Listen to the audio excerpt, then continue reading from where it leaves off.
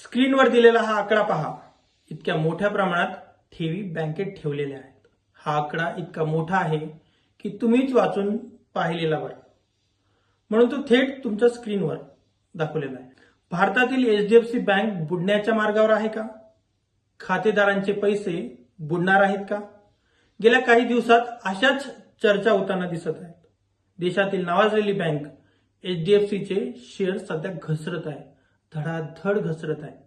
त्यामागचे एक कारण म्हणजे अतनू चक्रवर्ती हा माणूस, ज्याने भारतातील बँक क्षेत्रात खळबळ माजवून ठेवली आहे. नमस्कार, मी योगेश, तुम्ही पाहताय PR पॉडकास्ट. 18 मार्च रोजी बँकेच्या पार्ट टाइम संचालकांनी आपल्या पदाचा राजीनामा दिला.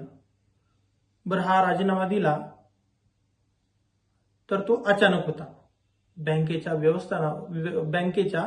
व्यवस्थापनात नेमकं काय घडलं याबाबत संभ्रम निर्माण झाला. त्यांनाही माहित नव्हतं की हा राजीनामा अचानकच दिला, का दिला, कशामुळे दिला, म्हणून ते झोपेतून जागे झाल्यासारखं झाले. चक्रवर्ती यांनी आपल्या राजीनाम्यात काय म्हटलं होतं तर असं की मागील 2 वर्षापासून बँकेतील काही घडामोडी आणि कामकाज यांच्या वैयक्तिक मूल्यांशी आणि नैतिकतेशी माझं जुळत नाहीये. त्यांनी स्पष्ट केले की हाच त्यांच्या राजीनाम्याचे एकमेव कारण आहे आणि इतर कोणतेही कारण नाही, असे त्यांनी कोणत्याही विशिष्ट घटनेचा उल्लेख केलेला नाही. अतनू चक्रवर्ती यांच्या राजीनाम्यानंतर यांच्या राजीनाम्यानंतर बँकेने काय स्पष्टीकरण दिले याच्यावर? त्यांनी काय केले, अगोदर एक नियुक्ती केली होती. तर नियुक्ती अशी केली की त्यांच्याकडे ही नियुक्ती कोणाकडे सोपवण्यात आली? अंतरिम मिस्त्री, जे के मिस्त्री आहे, ज्यांना बँकिंग क्षेत्रातील खूप मोठा अनुभव आहे, त्यांच्याकडे सोपवली. आता त्यांच्या राजीनाम्याचा ते कसा उपयोग करतो येणाऱ्या काळच समजेल.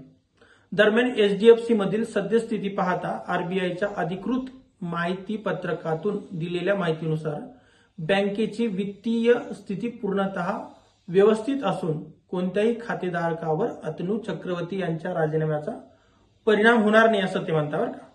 किंबहुना बँकेकडून शेअर मार्केटमधील फायलिंगमध्ये सुद्धा चक्रवर्ती यांचा राजीनामा किंवा तत्सम कागदपत्रांमध्ये अशा कोणत्याही मुद्द्याचा उल्लेख नाही जो बँकेची धोरणं किंवा मूल्यांशी मेळ खात नाही.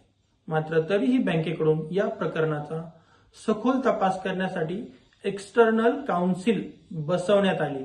आता ह्या सगळ्या गोष्टींची चौकशी होणार आहे. आता बघा तुम्ही, आता हे बँकेनं दिलेलं उत्तर ओके का हे पण सुद्धा पहा. आता ते म्हणतात की याच्यावर काही परिणाम नाही पडला, पण बँकेचे शेअर 9% कोलमडून 792 रुपयांवर पोहोचलेत. सोमवारच्या सत्रातही हा शेअर 5% घसरला. ही वस्तुस्थिती नाकारता येते का? तर नाही. त्यामुळे एचडीएफसीच्या ग्राहकांनी बँकेच्या प्रत्येक माहितीवर ध्यान ठेवा, ध्येय धोरणावर माहिती ठेवा, तुमचे पैसे वाचवा.